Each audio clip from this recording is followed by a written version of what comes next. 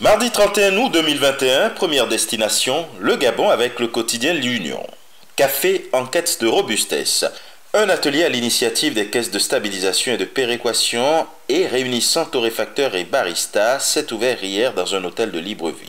Objectif double, permettre aux producteurs africains d'accroître la contribution du café dans le produit intérieur brut national d'une part et promouvoir la transformation et la consommation locale du café en Afrique d'autre part.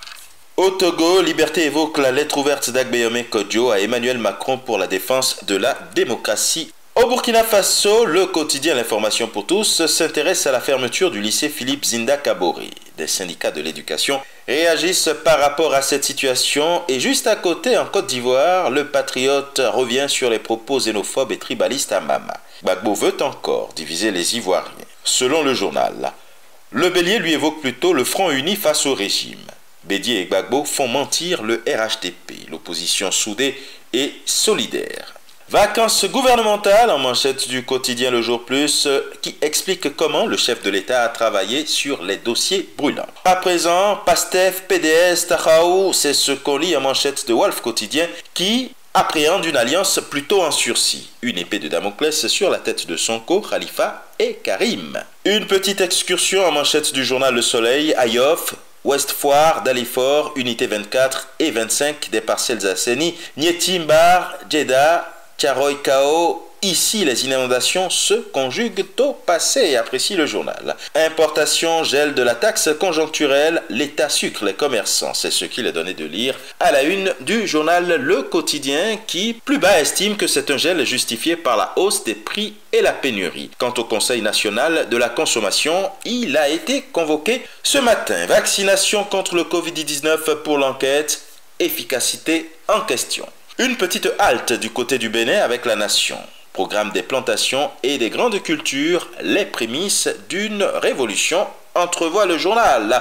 Au Cameroun, le Messager revient sur les obsèques d'Achidi Achou. Des obsèques selon le journal Accrédit. Des prestataires retenus pour l'organisation du dernier voyage de l'ancien Premier ministre aux abois pour cause de non-paiement de leurs prestations estimées à plus de 17 millions de francs CFA.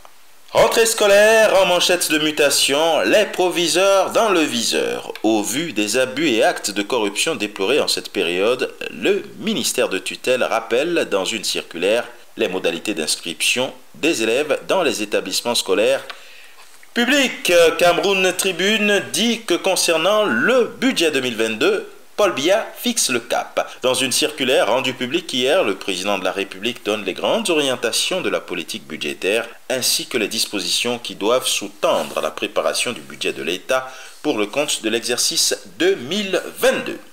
Le jour dit que l'État a abandonné l'éducation. Le syndicat national autonome de l'enseignement secondaire passe au crible le milieu éducatif. Rentrée scolaire toujours, mais cette fois-ci, haro sur les fournitures scolaires. Le quotidien Émergence propose le défi de la maîtrise des prix en sa manchette. Avec la rentrée scolaire qui s'annonce, tambour battant, l'inflation est au rendez-vous, constate le journal. Et enfin, atterrissage du côté du royaume chérifien, le quotidien Le Matin dit que rappelant devant le séminaire du C24 dans les Caraïbes que le dossier du Sahara est réglé et définitivement clos, Omar Hilal dit, et le journal cite: n'en déplaise à l'Algérie, le Sahara marocain est revenu définitivement au Maroc. Et ce sera tout pour aujourd'hui. Mais encore, prudence, vigilance et surtout, n'oubliez pas les gestes barrières. À demain.